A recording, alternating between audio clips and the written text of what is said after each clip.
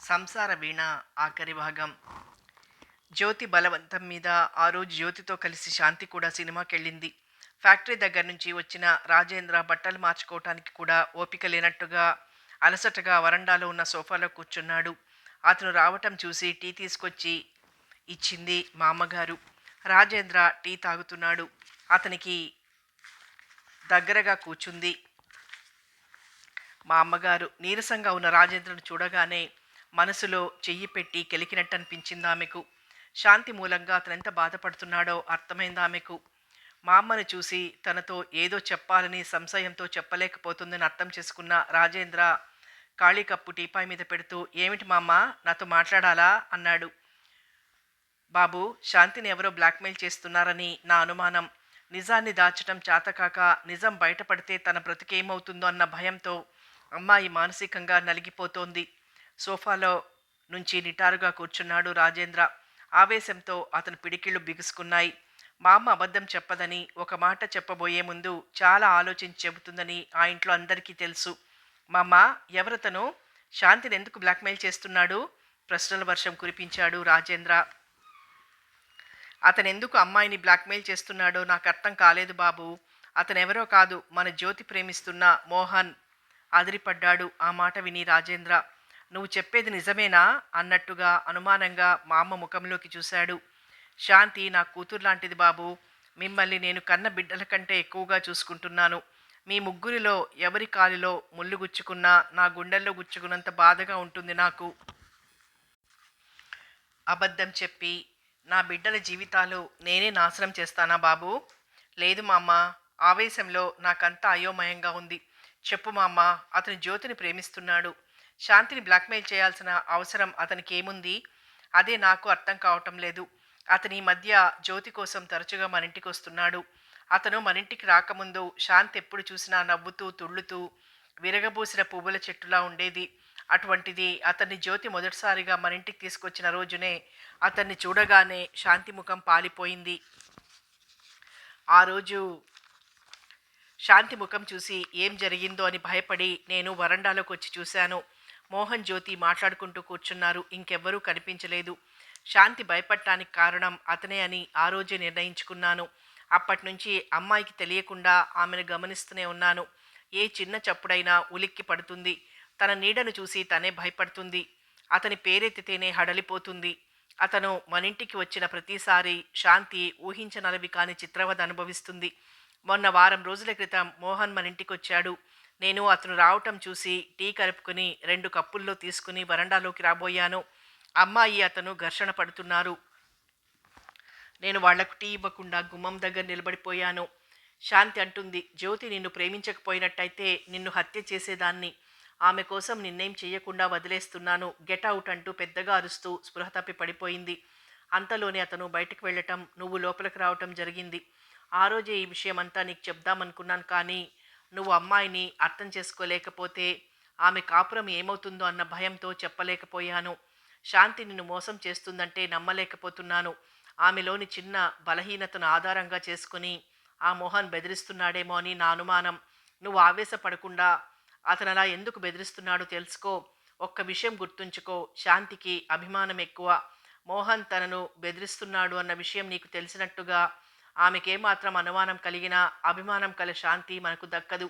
ఆమెకు అనుమానం కలగకుండా నువ్వు ఎప్పట్లాగే ఉండామెతో. ఆ మోహన్ బారి నుంచి ఆమెను రక్షించు. బాబు, ఇంకో విషయం, మోహన్ ఎటువంటి వాడో అతని ప్రవర్తనను బట్టి అర్థమవుతూనే ఉందిగా. అటువంటి వ్యక్తితో జ్యోతి కలిసి తిరగటం మంచిది కాదు. మగవాడు డబ్బు విషయాల్లోనే కాదు, అప్పుడప్పుడు ఇంటి విషయాలు కూడా పట్టించుకోవాలి బాబూ. "నేను చేసిన పొరపాటు అదే మా అమ్మ" అన్నాడు రాజేంద్ర ఎంతో బాధగా. "పెళ్లి కాకుండా పరాయి మొగాడితో కలిసి తిరగటం నీకిష్టం లేదని జ్యోతితో కటువుగా చెప్పు. లేకపోతే జ్యోతి లెక్క చెయ్యదు." "అలాగే, నువ్వు చెప్పినట్టే చేస్తాను మా అమ్మ." 2 చేతులతో కణతలు నొక్కుంటూ అన్నాడు రాజేంద్ర. కూర మాడువాసనొస్తుంటే వంటగదికి వెళ్ళిపోయింది మా అమ్మగారు. శాంతి, జ్యోతి సినిమా నుంచి వచ్చే వరకు సిగరెట్ మీద సిగరెట్ కాలుస్తూ అక్కడే కూర్చున్నాడు రాజేంద్ర. శాంతి లోపలికెళ్ళి బట్టలు మార్చుకునొచ్చి భర్తకెదురుగా కూర్చుంది. "భోజనానికి రండి." వికలమైన మనస్సుతో రాజేంద్రకు భోంచెయ్యాలని లేకపోయినా, తను భోంచెయ్యకపోతే ఇంటిలో ఎవ్వరూ భోంచెయ్యరని లేచి డైనింగ్ టేబుల్ దగ్గరకొచ్చి కూర్చున్నాడు. అలవాటు ప్రకారం అన్నం కలిపి అతనికి ముద్దలు తినిపించింది శాంతి. భోంచేసి బెడ్రూంలోకి వచ్చాడు రాజేంద్ర. అతని వెనకే అక్కడికొచ్చింది శాంతి. ట్యూబ్లైట్ కాంతిలో పాల నురగలాంటి కాశ్మీర్ సిల్క్ చీరలో అప్సరసలా మెరిసిపోతోంది. ఆమెను చేతుల్లోకి తీసుకోవాలనిపించినా తీసుకోలేకపోయాడు. రెండు ప్రశ్నలు అతని మనస్సుని వేధిస్తున్నాయి. శాంతికి మోహన్కు ఏమిటి సంబంధం? ఆమెను అతనెందుకు బ్లాక్మెయిల్ చేస్తున్నాడు? నిమిషాలు గంటలుగా గడిచిపోతున్నాయి. అతని వేళ్ల మధ్య సిగరెట్ కాలుతూనే ఉంది. చింతనిప్పుల్లా ఉన్న భర్త కళ్ళల్లోకి చూడాలంటేనే భయంగా ఉంది శాంతికి. అందుకే నిద్ర రాకపోయినా కళ్ళు మూసుకుని పడుకుంది. అతని మనసులో ఆలోచనలు సుళ్ళు తిరుగుతున్నాయి. మగవాడు ఏదైనా సహించగలడు, కానీ తను ప్రేమించే ఆడదాని వైపు మరో మగవాడు కన్నెత్తి చూడటం కూడా సహించలేడు. అటువంటిది తన భార్యను మరో మగవాడు బ్లాక్మెయిల్ చేస్తున్నాడని తెలిసిన తర్వాత ఆ మగవాణి మనస్సు ఎంత రంపపు కోతనుకు గురవుతుందో అతనికి అటువంటి పరిస్థితిని సృష్టించిన ఆ భగవంతునికే తెలియాలి. శాంతిని నేను ప్రేమిస్తున్నాను, ఆమె కూడా నన్ను ప్రేమిస్తుంది. అతని పెదవుల మీద బాధతో విరక్తితో కూడిన నవ్వు మెరిసింది. అసలు ప్రేమంటే ఏమిటి? ప్రేమకు అర్థమేమిటి? ఒక మగాడు ఆడది కలిసి జీవించడానికి పెట్టుకున్న అందమైన పేరు ప్రేమ. ఒక మగాడిని మనసారా ప్రేమించిన ఆడది మరో మగవాడని గురించి కలలో కూడా ఆలోచించదు. మరి శాంతి, ఆమె చేస్తున్నదేమిటి? ఆమె నా జీవితంలో ప్రవేశించక ముందే ఒకవేళ మోహన్కి మనసిచ్చిందేమో. ఆ మాట అనుకోగానే రాజేంద్ర గుండెల్లో మంట పెట్టినట్లుగా అనిపించింది. రేగిన జ్వాలలతో మోహన్ను దహించి వెయ్యాలన్నంత ఆవేశంగా ఉంది. నుదుటి దగ్గర నరాలు ఉబ్బాయి.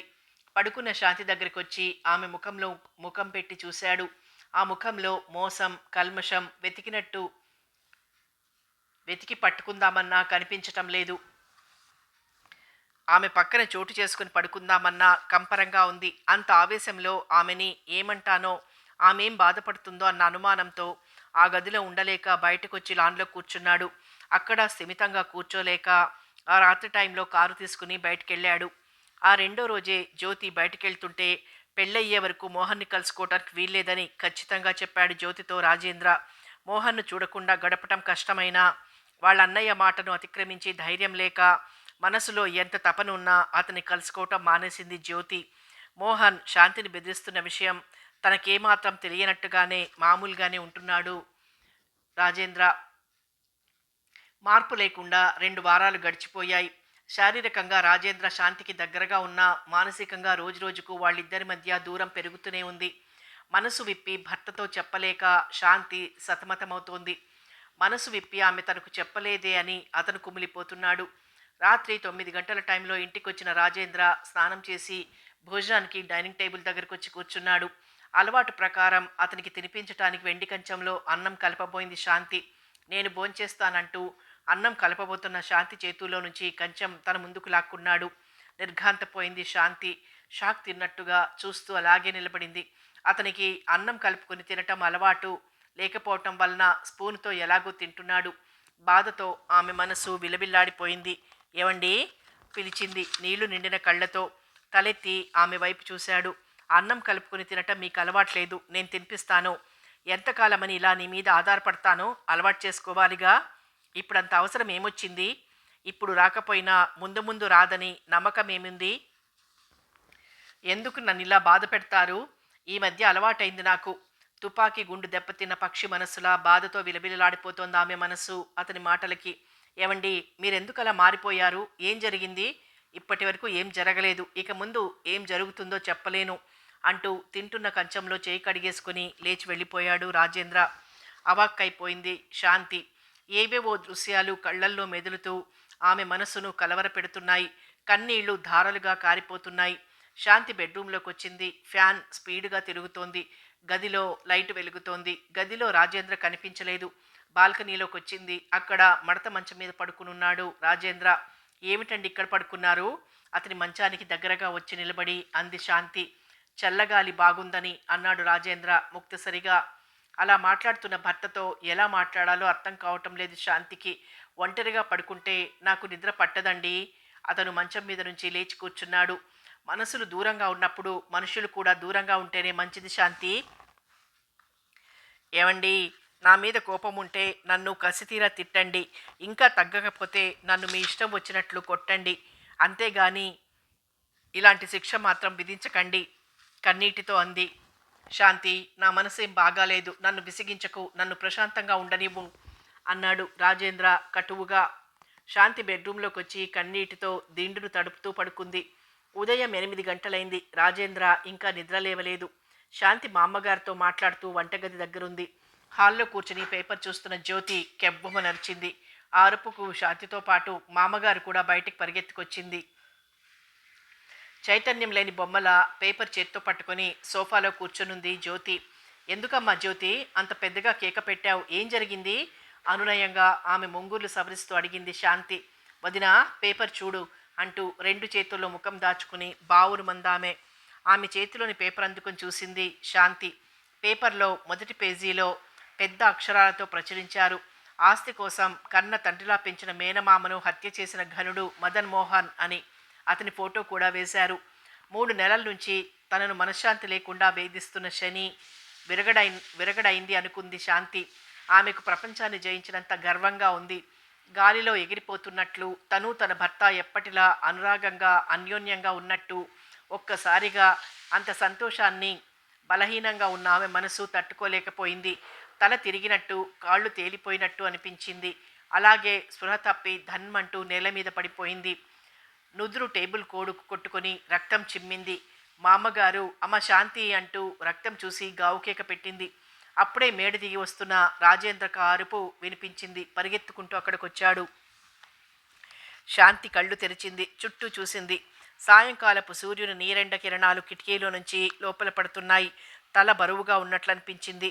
నుదురు తడిమి చూసుకుంది. నుదుటి మీద గాజు గుడ్డతో కట్టినట్లు ఉంది. ఉదయం జరిగిన విషయం గుర్తుకొచ్చింది. ఉదయం నుంచి ఇలా అపస్మారక స్థితిలోనే ఉన్నాను కాబోలు అనుకుంది. ఇంతలో ఆ గదిలోకి వచ్చిన మా అమ్మగారు, వంట్లో ఎలా ఉందమ్మా అని ఆప్యాయంగా అడిగింది. బాగానే ఉంది మా అమ్మ అంటూ మంచం మీద నుంచి లేచి కూర్చుంది. రెస్ట్ తీసుకోమ్మా, పడుకో. మా అమ్మ, ఈ కట్టెవరు కట్టారు? రాజుగారు వచ్చారా? అవునమ్మా, ఉదయం నువ్వు స్పృహ తప్పి పడిపోయినప్పుడు తల అక్కడున్న టేబుల్ కోడుకు కొట్టుకుని నుదురు చిట్లి రక్తం చిమ్మింది. మేమందరం కంగారు పడిపోయాం. అబ్బాయి డాక్టరమ్మ గారికి ఫోన్ చేస్తే ఆమె వచ్చి ఇంజెక్షన్ చేసి కట్టి వెళ్ళింది. సాయంత్రం 4 గంటల వరకు నిన్ను లేపొద్దంది. ఎప్పుడు 4 గంటలు అవుతుందా అని ఎదురు చూస్తూ కూర్చున్నాను. జ్యోతి ఎక్కడుంది మా అమ్మ?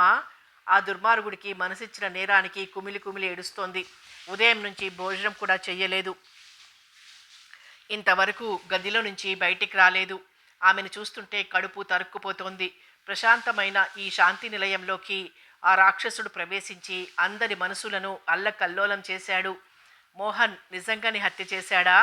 నిజంగానే అన్న అనుమానం ఎందుకమ్మా? నిజంగా అతనే వాళ్ళ మామయ్యను హత్య చేశాడు. పేపర్లో పడిన వార్త చదివి రాజేంద్ర కూడా వాళ్ళ ఇంటికి వెళ్ళొచ్చాడు. మోహన్ వాళ్ళ మామయ్య గారమ్మాయి అమాయకంగా అందవికారంగా ఉంటుందట. మోహన్ను చిన్నతనం నుంచి పెంచాం కదా, కూతుర్నిచ్చి చేస్తే పిల్ల సుఖపడుతుందనుకున్నారంట. ఈ మోహన్ అమ్మాయిలతో తిరగటం ఆ నోటా ఈ నోటా పడి ఆ విషయం వాళ్ళ మామయ్య వరకు వచ్చిందంట. మొన్న 4 రోజుల నాడు వాళ్ళిద్దరికి ఏదో ఘర్షణ జరిగి, నీ వంటి తిరుగుబోతుకు నా కూతుర్నివ్వను అని ఖచ్చితంగా చెప్పాడంట. ఏదో ఒక ఉద్యోగం చూపించి మోహన్ను పంపించిన తర్వాత తన కూతురుకు మంచి సంబంధం చూసి పెళ్లి చేయాలని ఆయన ఉద్దేశమంట. మోహన్ ఉద్యోగ ప్రయత్నం మీదనే ఆయన వాళ్ళ చిన్నాన్న దగ్గరికి వెళ్ళి మాట్లాడి నిన్న రాత్రి ఇంటికి వచ్చారంట. మోహన్ను వెంటనే పంపించమని చెప్పారంట వాళ్ళ చిన్నాన్న. ఉదయమే ఊరెళ్ళటానికి తయారు కమ్మని మోహన్తో చెప్పటానికి ఆయన మోహన్ గదిలోకి వెళ్ళారంట. గదిలో ఒకే మంచం మీద మోహన్ వాళ్ళింట్లో పనిచేసే రత్తాలు మంచం మీద పెనవేసుకొని పడుకున్నారంట. దాంతో ఆయన మోహన్ని లేపి ఆ క్షణమే ఇంట్లోంచి బయటకు నడవమని కేకలేశారంట. మోహన్ కూడా ఆయన కంటే కోపంగా అరిచేసరికి ఆయనకు బాగా కోపం వచ్చి, నీకు నా కూతుర్ని కాదు కదా, నా ఆస్తిలో చిల్లి గవ్వ కూడా నీకు ఇవ్వను, బయటికి నడు అన్నారంట. కోపంతో మోహన్ ఆయన గొంతు పట్టుకున్నాడట. అసలే గుండె జబ్బు మనిషి. మోహన్ గొంతు నులమటం వల్లనే చనిపోయాడో, లేకపోతే ఆ గొడవకు భయం వల్ల ఆయన గుండె ఆగిపోయిందో ఆ భగవంతుడికే తెలియాలి. అరుపులకు మోహన్ వాళ్ళ మేనమామ భార్య, కూతురు అక్కడికొచ్చేసరికే మేనమామ గొంతు పట్టుకుని మోహన్ కనిపించాడంట. ఆమె అరుపులకు పనివాళ్లంతా అక్కడకు పరిగెత్తుకొచ్చి పారిపోబోతున్న మోహన్ని పట్టుకున్నారంట. మోహన్ మేనమామ భార్య పోలీసులకు ఫోన్ చేసి జరిగిందంతా చెప్పింది. మోహన్ని అరెస్ట్ చేయించిందంట. చెప్పటం ముగించింది మా అమ్మగారు. శాంతి మనస్సు గాలిలో తేలిపోతుంది. తను ఇంత సంతోషంగా ఉంటానని, తన జీవితంలో మళ్ళీ వసంతం కురుస్తుందని కలలో కూడా అనుకోలేదు. భగవంతుడు నా ప్రార్థన ఆలకించాడు. పాపం అతని ప్రేమించిన జ్యోతి ఎంత బాధపడుతోందో అని అనుకోగానే శాంతి మనసు బరువెక్కింది. మా అమ్మగారు గదిలో నుంచి వెళ్ళిన తర్వాత లేని ఓపిక తెచ్చుకుని లేచి జ్యోతి గదిలోకి వచ్చింది శాంతి. జ్యోతి మంచం మీద మోకాళ్ళ మీద తలపెట్టుకుని మూర్తి భవించిన శోకమూర్తిలా కూర్చుంది. శాంతి జ్యోతి పక్కన కూర్చుని ఆమె భుజం మీద చెయ్యేసింది. జరిగిన దానికి సంతోషించవలసింది పోయి బాధపడుతున్నావా? అతను ఎటువంటి వాడో పెళ్లికి ముందే తెలిసింది. నువ్వు అదృష్టవంతురాలివి కాబట్టే ఈ విధంగా జరిగింది. బాధపడకమ్మా వదినా. ఉప్పెనలా వస్తున్న దుఃఖంతో అంతకు మించి మాట్లాడలేకపోయింది జ్యోతి.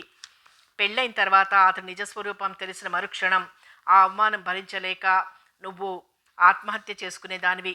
నిజం చెప్పాలంటే ఈరోజు నువ్వు సంతోషించాల్సిన రోజు అంది శాంతి ఓదార్పుగా. జ్యోతి దుఃఖం నుంచి తేరుకుంది. ఎంతోసేపటి నుంచి ఏడవటం వలన కళ్ళు ఎర్రగా ఉబ్బి ఉన్నాయి. జ్యోతి, ఇన్ని రోజుల నుంచి నీ మనస్సు ఎంత సున్నితమో, నా మాటలకు నువ్వెంత బాధపడతావో తెలిసి కూడా నీ మనసు నొప్పించాను. అతనెంత క్రూరమైన మనస్తత్వం కలవాడో నాకు తెలుసు. అతని నీడ కూడా నీ మీద పడకూడదన్న బాధతో నిన్ను బాధ పెట్టాను జ్యోతి. అతను మా అన్నయ్య క్లాస్మేట్స్, మంచి స్నేహితులు కూడా.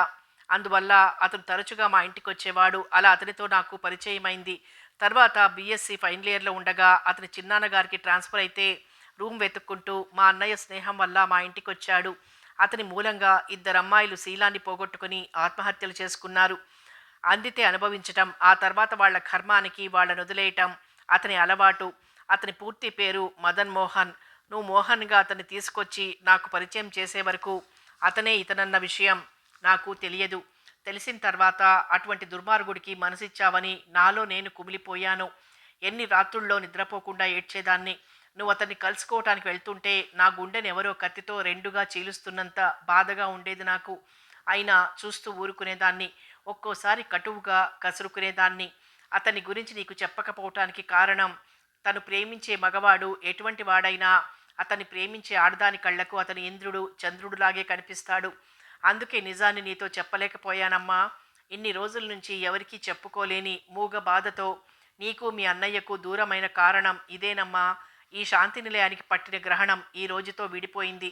ఉదయం నుంచి స్నానం భోజనం లేకుండా ఇలాగే ఏడుస్తూ కూర్చున్నావా? లేచి స్నానం చేయి, ఇద్దరం భోంచేద్దాం జ్యోతి ముంగురులు సవరిస్తూ అంది శాంతి.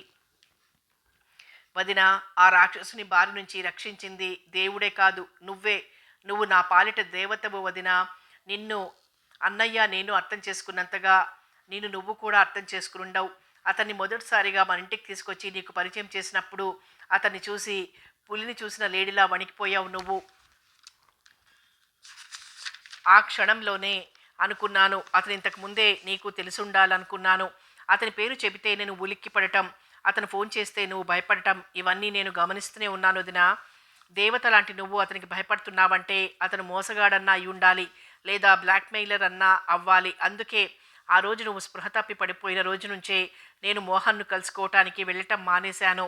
అతనికి నువ్వెందుకు భయపడుతున్నావో తెలుసుకోవాలని నీతో రోజు అతన్ని కలుసుకోవటానికి వెళ్తున్నానని చెప్పెళ్ళేదాన్ని. నీతో అలా చెప్పినా నేను మా ఫ్రెండ్ ఇంటికి వెళ్ళొచ్చేదాన్ని. ఎప్పుడూ నన్ను కసురుకొని నువ్వు అతన్ని కలుసుకోవటానికి వెళ్తున్నాను అనగానే కోపంతో చిరుబురులాడుతూ నన్ను ఆపాలని ప్రయత్నించేదానివి. ప్రేమను అనురాగాన్ని అందించటమే తప్ప కోపం తెలియని నువ్వు అలా ప్రవర్తిస్తున్నావంటే అందుకేదో బలమైన కారణం ఉండి ఉంటుందనుకున్నాను. మోహన్ నాలో మార్పుని కనిపెట్టి ఆలస్యమైతే నేనెక్కడ మనసు మార్చుకుంటాను అన్న భయంతో పెళ్లికి తొందర పెట్టాడు వదిన. కన్న బిడ్డల కోసం త్యాగం చేసే తల్లులుంటారు, కానీ ఆడపడుచు కోసం ఇంతగా తల్లడిల్లిపోయే వదినను నిన్నే చూశాను. నువ్వంత కోపంగా మాట్లాడకపోయినట్లయితే నేను మోహన్ గురించి మరోలా ఆలోచించేదాన్ని కాదు. అతనికి మరింత దగ్గరయ్యేదాన్ని. ఆవేశం హద్దులు దాటిన క్షణాన అతనికి నా సర్వస్వాన్ని అర్పించేదాన్ని. నన్ను అతని బారి నుంచి రక్షించిన దేవతవు నువ్వే వదినా. శాంతి రెండు చేతుల్లో తన ముఖాన్ని దాచుకుంటూ నీళ్లు నిండిన కళ్ళతో అంది. జ్యోతి, నన్ను అర్థం చేసుకున్నావు, నాకంతే చాలమ్మా అంది శాంతి తేలిక పడిన మనసుతో. ఇద్దరం కలిసి సరదాగా భోంచేద్దాం. నువ్వన్నట్లు ఈ శాంతి నిలయాన్ని ఆవరించిన శని ఈ రోజుతో వదిలిపోయింది అంటూ మంచం మీద నుంచి లేచింది జ్యోతి. రాత్రి 10 గంటలైంది. రాజేంద్ర ఇంకా ఇంటికి రాలేదు. శాంతి తలారా స్నానం చేసి జడల్లకుండా దువ్వి రిబ్బను కట్టి వదిలేసింది పొడుగాటి జుట్టును. తెలుపు షిఫాన్ చీర మీద అక్కడక్కడ జరీ పూలున్న చీర కట్టుకుని అదే కలర్ జాకెట్ వేసుకుంది. దొడ్లో పూసిన జాజులు, మల్లెలు, కనకాంబరాలు మాలగా కట్టి పిన్నుతో తలనిండుగా పెట్టుకుంది. నుదుట సింధూరం దిద్దుకుంటూ మిర్రర్లో తన ప్రతిబింబాన్ని చూసుకుంది. ముఖంలోకి కొత్త కాంతి వచ్చి చేరినట్లుగా మెరుస్తోంది. కళ్ళల్లో వెలుగొచ్చింది. చాలా రోజుల తర్వాత అభిసారికలా అలంకరించుకొని భర్త కోసం ఎదురు చూస్తూ ఆరుబయట లాన్లో కూర్చుంది. విరగబూసిన పూల మీద నుంచి తేలి వస్తున్న చల్లని గాలి పువ్వుల సుగంధాన్ని మోసుకొచ్చి అందించి వెళ్తోంది. మిణుకు మిణుకుమంటున్న తారల సోయగాలకు పరవశత్వంతో పులకరించిపోతున్న నెలరాజు తన అందాన్ని ప్రదర్శిస్తున్నాడు. రాజేంద్ర కారు పోర్టికోలో ఆగింది. భయమో సంతోషమో తెలియని చిత్రమైన స్థితిలో శాంతి గుండెలు వేగంగా కొట్టుకుంటున్నాయి. వెన్నులోంచి వణుకు పుట్టుకొచ్చి అది నరనరాల్లో వ్యాపించింది. లేచి లోపలికొచ్చింది. అతను స్నానం ముగించుకొచ్చేసరికి డైనింగ్ టేబుల్ మీద అన్నీ సర్ది పెట్టింది. అలవాటు ప్రకారం అన్నం కలిపి తినిపించింది. రాజేంద్ర మౌనంగా భోజనం ముగించి శాంతి వైపు కూడా చూడకుండా మేడ మీదున్న బెడ్రూమ్లోకి వెళ్ళాడు. భర్త చూపుతున్న నిర్లక్ష్యానికి శాంతి కళ్ళల్లో నీళ్లు తిరిగాయి. 2-3 నెలల నుంచి శారీరకంగా మానసికంగా అలసిపోయిన నేను ఏ అనుభూతిని ఆనందాన్ని ఆయనకు అందించలేకపోయాను. ఇన్ని రోజుల తర్వాత సంతోషంతో నిండు మనసుతో ఆయనకు నన్ను నేను సమర్పించుకోవాలనుకుంటే ఆదిలోనే హంసపాదన్నట్టు ఈయన కనీసం నా వైపు చూడను కూడా చూడలేదనుకుంటూ డైనింగ్ టేబుల్ దగ్గరే నిలబడిపోయింది. పాలు తీసుకెళ్ళి అబ్బాయికి ఇచ్చి పడుకోమ్మా, చాలా టైం అయింది. చేయవలసిన పనిని మృదువుగా చెప్పి శాంతి చేతికి పాల గ్లాస్ అందించింది మా అమ్మగారు. అదురుతున్న గుండెతో పాల గ్లాస్ తీసుకుని బెడ్రూమ్లో కడుగుపెట్టింది శాంతి. రాజేంద్ర సిగరెట్ కాలుస్తూ సోఫాలో కూర్చున్నాడు. శాంతి పాల గ్లాసును మంచానికి దగ్గరగా ఉన్న టీపాయ్ మీద పెట్టి భర్త దగ్గరకు వచ్చి వెనక నుంచి అతని భుజాల చుట్టూ చేతులేసి, ఈరోజు దొరగారెందుకో కోపంగా ఉన్నారు అంది. శాంతి చేతులు విసురుగా తొలగించాడు రాజేంద్ర. చెల్లున కొరడాతో వెన్ను మీద చరిచినట్లు అనిపించింది శాంతికి. కాళ్ల కింద భూమి రెండుగా చీలి తనందులో కూరుకుపోతున్నట్లుగా, మనసును మెలిపెడుతున్నంత బాధగా అనిపించింది. నేనేదైనా పొరపాటు చేస్తే చెప్పండి, సరిదిద్దుకుంటాను. అంతేగాని కోరి వచ్చిన నన్ను ఇలా తిరస్కరించటం, ఇలాంటి అవమానం ఆడదాని మనసుని ఎంత గాయం చేస్తుందో మీకు తెలియదు. ఎప్పుడూ ప్రేమగా అనురాగంగా చేతుల్లోకి తీసుకునే మీరు ఇలా కసిరి కొడితే నా ఉనికినే భరించలేనట్టుగా ముఖం తిప్పుకుంటే నా గుండె బద్దలవుతుంది. ఊపికి వస్తున్న దుఃఖాన్ని పళ్ల మధ్యన బిగబడుతూ అంది. తలెత్తి శాంతి వైపు చూశాడతను. నీళ్లు నిండిన కళ్లతో జాలిగా చూస్తున్న భార్యను చూడగానే ఆమెను గుండెల్లో దాచుకుని లాలనగా కన్నీళ్లు తుడవాలనిపించింది. ఏమండి, ఏమిటి, ఎందుకలా ఉన్నారు? ఎలా ఉన్నాను, ఎలా ఉన్నారో మీకు తెలియదా? నీకలా అనిపిస్తుంది అంతే. నేను మామూలుగానే ఉన్నాను. కాదు, మీలో ఏదో మార్పు కనిపిస్తుంది. చెప్పానుగా అలాంటిదేం లేదని కిటికీలోంచి బయటికి చూస్తూ అన్నాడు. ముభావంగా ఉన్నా నాలో నేను కుమిలిపోయానే కానీ ఎందుకలా ఉన్నారని అడగలేదు. చివరకు బెడ్రూమ్లో మంచాలు దూరం చేసినా ఏడుస్తూ కూర్చోవటం తప్ప అదేమని అడగలేదు. ఇంకా ఎందుకండి నన్ను ఇలా చిత్రవద చేస్తారు? ఇలా అనుక్షణం చంపే కంటే ఒక్కసారిగా మీ చేతులతోనే నా గొంతు నులిమి చంపేయండి. మనసులు దూరంగా ఉన్నంతకాలం మనుషులు కూడా దూరంగానే ఉంటే మంచిది శాంతి. మనసుతో ప్రమేయం లేకుండా పశువులే కోరికలు తీర్చుకుంటాయి. అలా తీర్చుకోవటానికి నేను పశువును కాదు, మనసున్న మనిషిని. మనసు లేకపోవడానికి కారణం అది నీకు తెలుసు, నీకు తెలుసని నాకు తెలుసు. ఈ 4 సంవత్సరాల నుంచి నాతో ఎలా కాపురం చేశారు? మనసు లేకుండానేనా? కాదు, నువ్వు పూర్తిగా నాదానివి అన్న భ్రమతో. ఇప్పుడు ఆ భ్రమ తొలగిపోయిందా? నీకు తెలియదా? తెలిస్తే మిమ్మల్ని ఎందుకు అడగటం? నా నోటితో చెప్పించాలన్నదే నీ ఉద్దేశమైతే చెబుతాను. నీ ప్రేమను, నువ్వు చూపే అనురాగాన్ని ఈ 4 సంవత్సరాల నుంచి నిజమని నమ్మాను. ఆ భ్రమతోనే నీ మీద పిచ్చి ప్రేమను పెంచుకున్నాను. కానీ అదంతా నాటకమని, నువ్వు చేసిన తీయని మోసమని అర్థమైన తర్వాత, ఆ భ్రమ తొలగిపోయిన తర్వాత ఎలా ప్రేమించగలను? అతనంటున్న ఒక్కొక్క మాట ఒక్కొక్క సమ్మెటపోటులా తాకుతున్న ఈ శాంతి మనసును. దుఃఖంతో గొంతు పూడుకుపోయి మాట పెగిలి బయటికి రావటం లేదు. తెగే వరకు లాగకూడదు. ఆయన సహనాన్ని, ఓర్పును పరీక్షించాను. మనసులో బాధ ఆయనతో పంచుకోకుండా ఆయన్ని పరాయివాడిలా చూశాను. అందుకు తగిన శిక్ష విధించారాయన. నా మీద ఆయనకి మనసు విరిగిపోయింది. అలాంటి పరిస్థితిని నా చేతులతో నేనే సృష్టించుకున్నాను. నా కాపురాన్ని నేనే కూలదోసుకున్నాను. మగవాని మనసులోకి అనుమానం అనేది రానే కూడదు. అది ప్రవేశించితే అతని మనసంతా మర్రి ఊడల్లా వ్యాపించి మానవత్వాన్ని నశింపచేసి మనిషిని పశువుగా మార్చుతుంది.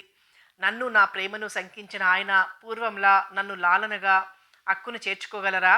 లేకపోతే భవిష్యత్తు శూన్యంగా, గతం ఒక తీయని జ్ఞాపకంగా మిగిలిపోతుందా? ఏదైతే జరగకూడదని ఇన్ని రోజులు చిత్రవద అనుభవిస్తూ కూడా నోరు మెదపలేకపోయానో అదే ఇప్పుడు జరిగింది.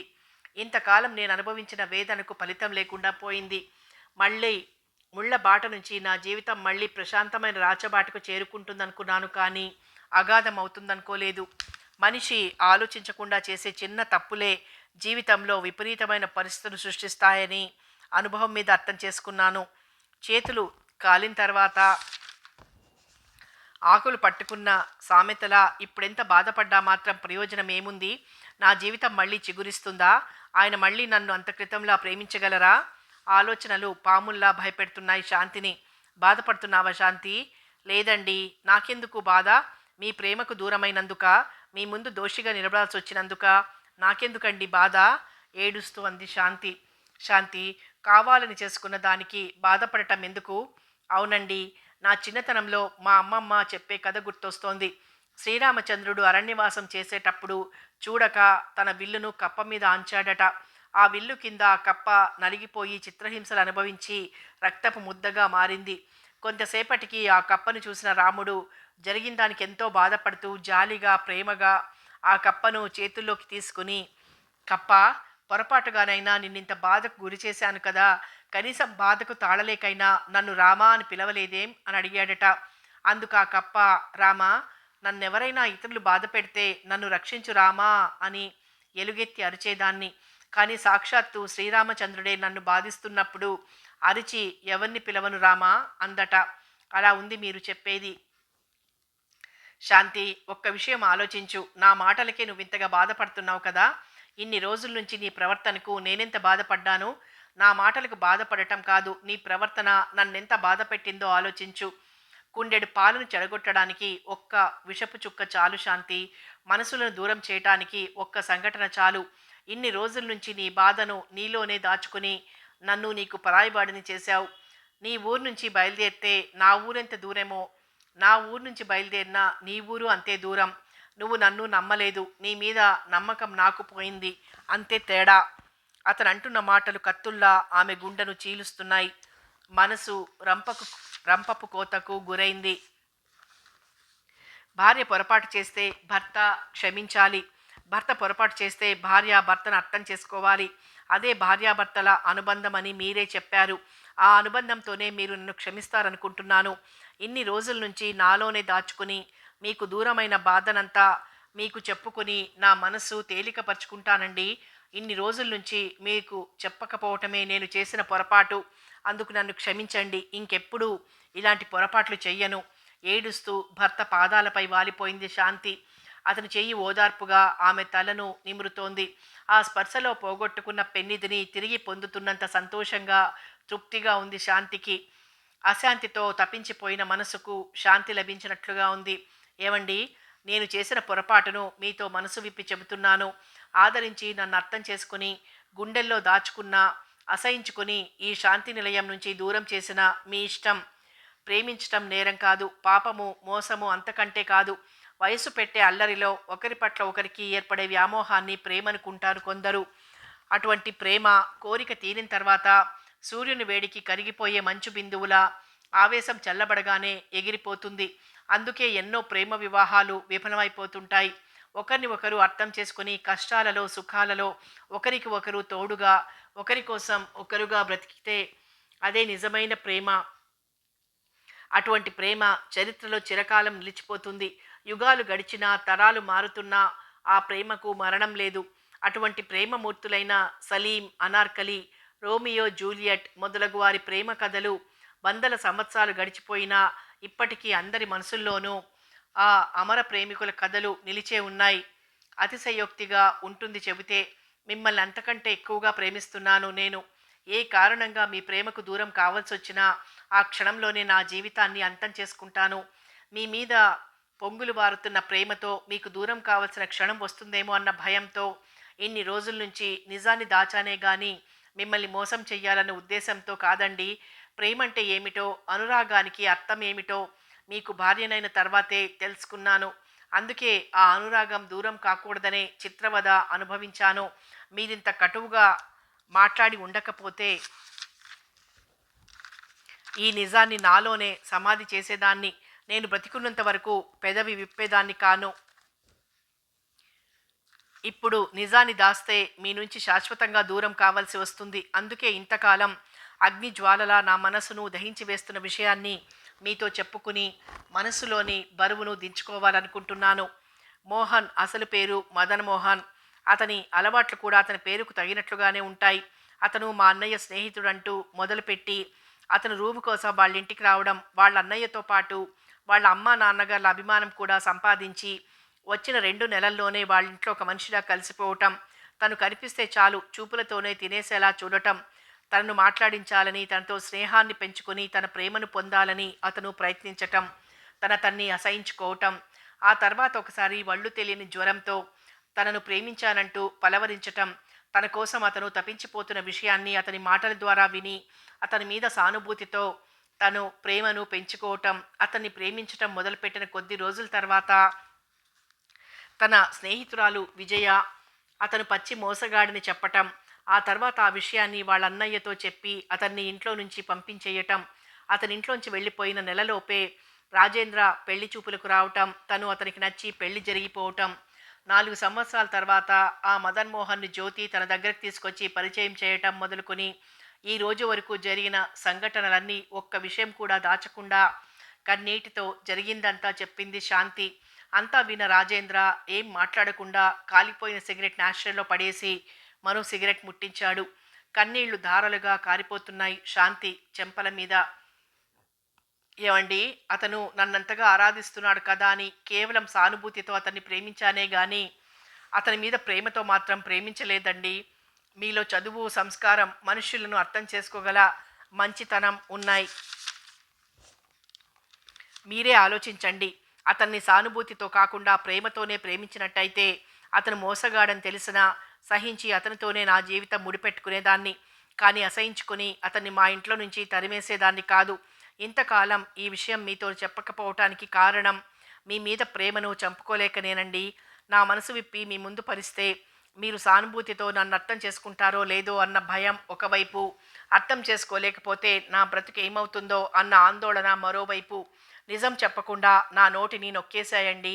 మీరు నమ్మినా నమ్మకపోయినా నేను మీ దాన్ని. నా మనసు, నా శరీరం, నా ఊపిరి, నా దైవం, నా సర్వస్వం మీరేనండి. మాను చుట్టూ పెనవేసుకుపోయిన లతను బలవంతంగా వేరు చేస్తే ముక్కలు ముక్కలై చివరికి నేల రాలిపోతుంది. మీ నుంచి దూరమైన మరుక్షణం నా బ్రతుకు అంతే అవుతుంది. మీ మీద ప్రమాణం చేసి చెబుతున్నాను. మానసికంగాను శారీరకంగాను కూడా నేను పవిత్రురాలినేనండి. నాలో నిండి ఉన్నది మీ రూపు. నా ఊహలు, ఆలోచనలు మీవి. ఈ విషయంలో ఆడదాన్ని మగాడు ఎప్పుడూ నమ్మలేడండి. అందుకే సీత అరణ్యాల పాలైంది. ఇది ఈనాటి చరిత్ర కాదు, తరతరాలుగా ఇంతే. నేను అతన్ని సానుభూతితోనే కానీ ప్రేమతో ప్రేమించలేదని మీరు నమ్మటానికి నన్నేం చేయమంటారో చెప్పండి. మీరేం చేయమన్నా చేస్తాను. నా ప్రాణాలు ఇయ్యమన్నా సంతోషంగా ఇస్తాను. ఏమండి, ఇన్ని రోజుల నుంచి నన్ను ప్రాణానికి ప్రాణంగా ప్రేమిస్తున్నారే, నాలో ఉన్న ఈ ఒక్క చిన్న తప్పు క్షమించలేరా? నన్ను మీ శాంతిలాగే చూడలేరా? అలా చూడలేను అనుకుంటే నన్ను చంపేయండి, నేను బ్రతకలేను. ఏడుస్తూ అతని తొడ మీద తలాంచింది శాంతి. శాంతి భుజాల చుట్టూ చేతులేసి ఆమెను నడిపించుకుంటూ మంచం దగ్గరికి తీసుకొచ్చాడు రాజేంద్ర. అతను ఎలాంటి శిక్ష విధించినా తనే అనుభవించడానికి సిద్ధంగా ఉన్నట్టుగా నిశ్చింతగా భర్త గుండెల మీద తలపెట్టుకుని పడుకుంది. నువ్వు చెప్పేదంతా నిజమని నాకు తెలుసు శాంతి అన్నాడు మృదువుగా. సంతోషంగా ఉక్కిరి బిక్కిరైపోయింది శాంతి. నిజంగా నమ్ముతున్నారా అంటూ పట్టలేని సంతోషంతో, హద్దులు దాటిన ఆనందంతో అతని ముఖం మీద ముద్దుల వర్షం కురిపించింది. అతని ఛాతీ మీద ముఖంతో గారంగా అటు ఇటు అదిమింది. ఇంకా ఏమేమో చెయ్యాలని, భర్తతో కలిసి ఎక్కడికో ఎగిరిపోవాలని అనిపించింది. ఆమె ఊహలు రెక్కలు విప్పుకొని సంతోషంతో ఎక్కడెక్కడికో ఎగిరిపోతున్నాయి. నేను బాధపడుతున్నది నీ పవిత్రత చెడిపోయిందని, నువ్వు మోసం చేశావని కాదు శాంతి. నిజాన్ని నాతో చెప్పలేదనే. ఒకరోజు మోహన్ మన ఇంట్లో నుంచి వెళ్తూ గేటు దగ్గర నాకెదురు పడ్డాడు. నేను లోపలికొచ్చేసరికే నువ్వు స్పృహ తప్పి పడిపోయున్నావు. ఆ రెండో రోజే తెలిసింది నాకు మోహన్ నిన్ను బ్లాక్‌మెయిల్ చేస్తున్నాడని. కానీ అతనెందుకు నిన్ను బ్లాక్‌మెయిల్ చేస్తున్నాడో అర్థం కాలేదు. ఎంత అనునయంగా అడిగినా నీ భయం నీదే గానీ, నన్నర్థం చేసుకోలేని నువ్వు నిజాన్ని చెప్పలేకపోయావు. అతని విషయం నాకు తెలుసని నీకు తెలిస్తే నువ్వేమవుతావో అని తెలిసినా తెలియనట్టుగా ఉన్నాను. అతని విషయం నీకుగా నువ్వు చెప్పవని మీ అన్నయ్య దగ్గరికి వెళ్ళి జరుగుతున్నదంతా చెప్పాను. అతని మోహన్ విషయం అంతా చెప్పి అతని బారి నుంచి జ్యోతిని రక్షించుకోమని, నిన్ను అర్థం చేసుకోమని, నీ మనసు నొప్పించకుండా ప్రవర్తించమని కన్నీటితో నా చేతులు పట్టుకొని ప్రాధేయపడ్డాడు.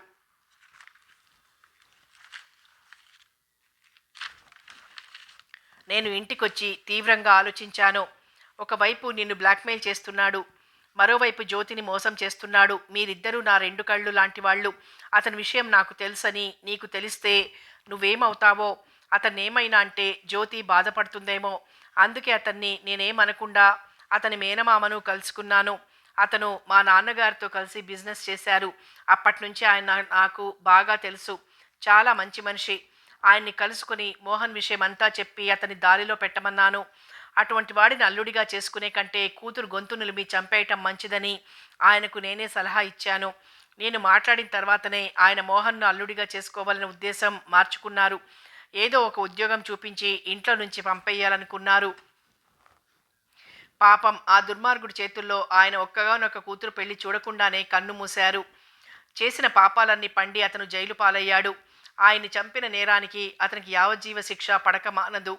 ఎంతమంది ప్రాణాలను పొట్టన పెట్టుకున్న ఆ దుర్మార్గుడు జీవితమంతా జైల్లోనే మగ్గిపోతాడు. అతను చేసిన నేరాలకు భగవంతుడు సరైన శిక్ష విధించాడు.